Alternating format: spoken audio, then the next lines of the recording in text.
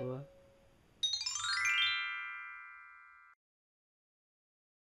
مرحبا شباب. ما هو دايزك سويتش أو مفتاح الدايزك؟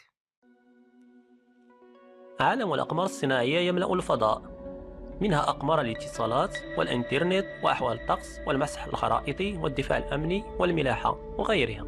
ما يهمنا هو أقمار البث التلفزي. مدار الأقمار حول الأرض أو ما يعرف بقوس الأقمار، هذا لأنها تشكل حلقة توجد به عدة أقمار.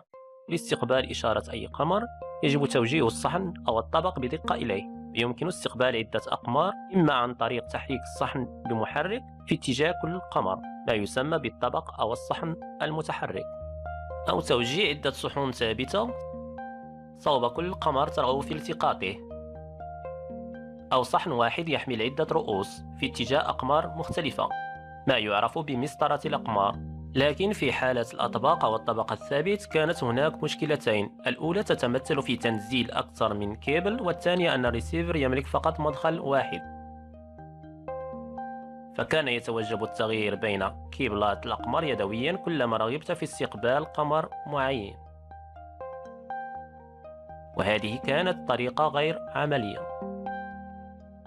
فتم حل المشكلة باختراع وابتكار قطعة سويتش دايسك في منتصف تسعينيات القرن الماضي، إذ بواسطته تم التغلب على المشكلتين معا، وهو عبارة عن مفتاح تبديل إلكتروني يتم التحكم به من الريسيفر.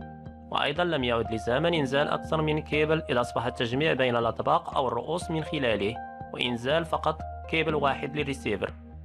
ويأتي بأشكال وأحجام مختلفة، فهناك الثنائية والرباعية وذو 8 مداخل حتى 16، وتبقى الرباعية هي الأكثر شعبية وتداول.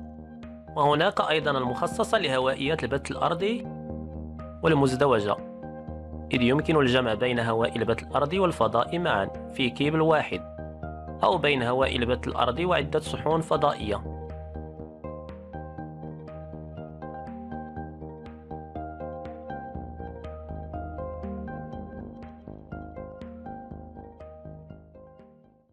هذه كانت لمحة سريعة عن هذا المكون. في الجزء الثاني سنشرح كيف يعمل وطريقة تركيبه وإعداده مع الريسيفر.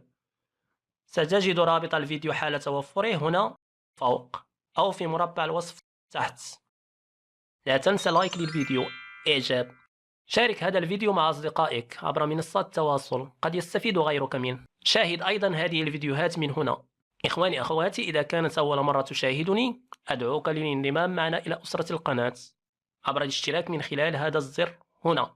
كما أشكر جميع المشتركين على قناتي. أشكر أيضا الذين يتركون التعليقات الجميلة. شكرا لكم وأستودعكم الله.